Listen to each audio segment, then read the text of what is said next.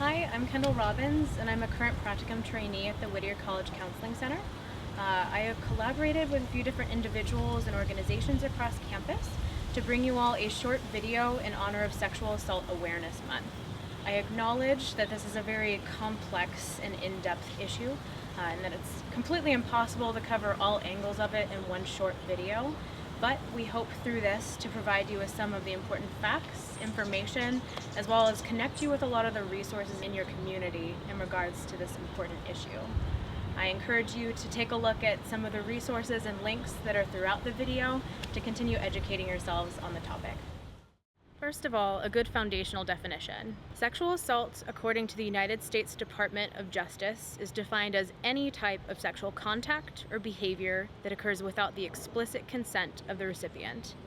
According to national surveys and the Center for Disease Control and Prevention, around 20% of women and 1.7% of men have experienced rape within their lifetimes, and 1 in 2 women and 1 in 5 men experience some form of sexual violence or assault within their lifetimes. In 7 out of 10 of these cases, sexual violence is perpetrated by someone the survivor is familiar with, often a friend, family member, or romantic partner. In a recent survey completed across 9 major college campuses, they found that 25% of female and 7% of male seniors had experienced some form of sexual assault within their college education. 10.3% of female undergraduate students had experienced sexual assault in just the 2014-2015 year, and 4.2% had experienced rape within that year. Yet, only 12.5% of incidences of rape and 4.3% of incidences of other sexual assaults were reported to administrative, law enforcement, or crisis center personnel. Some pretty staggering stats, huh? In light of these statistics and the vastly underreported nature of sexual assaults, many college campuses in the United States have basically deemed it as an epidemic on college campuses within these past few years. That, plus the fact that sexual assaults typically have a pretty dramatic, often life-altering effect on the survivors that they impact.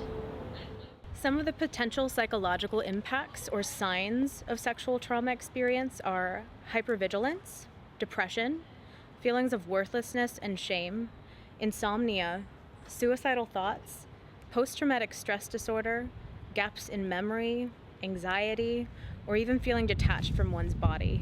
Potential behavioral impacts and signs are sudden changes in sexual behavior, loss of appetite, withdrawal from relationships, difficulties focusing on classwork, substance abuse, avoidance of certain places or situations, and also difficulties with self-care and hygiene. So what do we do with this information? Hi, my name is Erin Wells, and I am the co-president of our VIP Club, which stands for Violence Intervention and Prevention, and I work aside Long Alley as our community organizing intern for sexual assault and domestic violence prevention. Hi, my name is Allie Decker, and I am the Campus Climate and Sexual Assault Prevention Research Intern here on campus. As a community, we need to educate ourselves on the facts and issues surrounding sexual assault and how we can help foster safety on our campus. First of all, it's important to acknowledge that rape and sexual assault are not a female-only issue. They can happen to any ethnicity, any race, any class, any gender, and any sexual identity. Second of all, we need to educate ourselves and help others understand the importance of consent. At the bottom of the screen is a link to the Consent is a Cup of Tea video if you haven't seen it yet. You can also look into the Yes Means Yes and affirmative consent laws in California. Third, we need to be careful what we say and how we might be ascribing to some victim-blaming scripts. Victim blaming is easy to do. It's a natural response when we don't know what's going on and when we need to come up with some reasoning as to why things are happening that don't make sense. But such messages and attempts leave survivors feeling misunderstood and oftentimes hurt, so even if they're well-intentioned, they can end up having a negative consequence. Finally, when we are with the survivor, we need to listen, support, resist judgment, and empower them to seek help when they are ready. But if we see a potential risk and have the chance to take preventative actions, we need to have each other's backs and act. ACT stands for ACT, assess the situation, choose the best and safest option, and take action now. As Allie and I mentioned earlier, we are both a part of our VIP Club. VIP hosts a lot of educational events surrounding sexual assault, dating violence, domestic violence, and stalking on our campus. Coming soon is our Denim Day, which will be hosted on Thursday, April 27th, and we will be outside of the CI between 11:30 and 2 p.m. You can also always get involved in any of our other events or national movements like One Love or It's On Us campaign. In fact, here's a link to Whittier College response to the It's On Us campaign if you haven't seen it already. Despite the fact that we are growing awareness and moving towards a more healthy society, we are not there yet. Therefore, personal preparedness is also very important. Here's campus safety with a few tips and suggestions.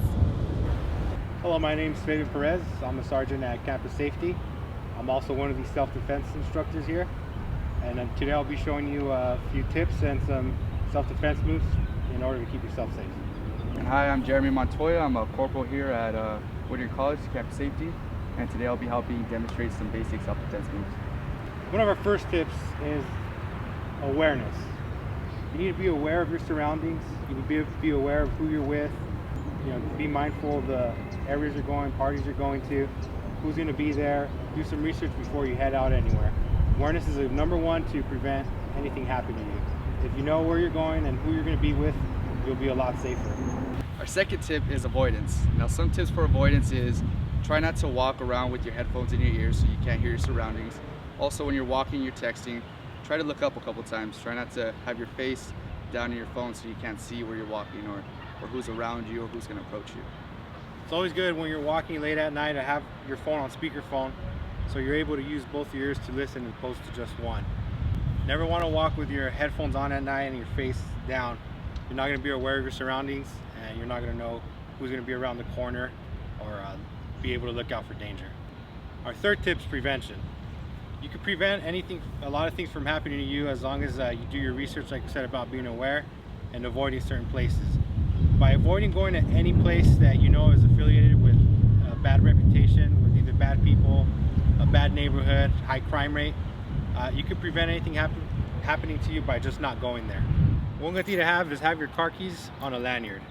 Whenever you're walking your car, you could have your key in your hand ready to go or your remote. And if an attacker does come up to you, that could be a weapon. If you have a lanyard, someone goes up to you, you know, unwanted attention you want, you can just strike them. That'll get their attention, and you want to scream. Verbalizing is the number one self-defense tool. If I just hit someone, they're still there, but if I don't verbalize that something's wrong here, people are not going to know that I need help. One good thing, you could say no, or you could say get away. You got to be verbal. So if I just go like this and say no, they're going to think I'm playing around. Instead of going, no, get away!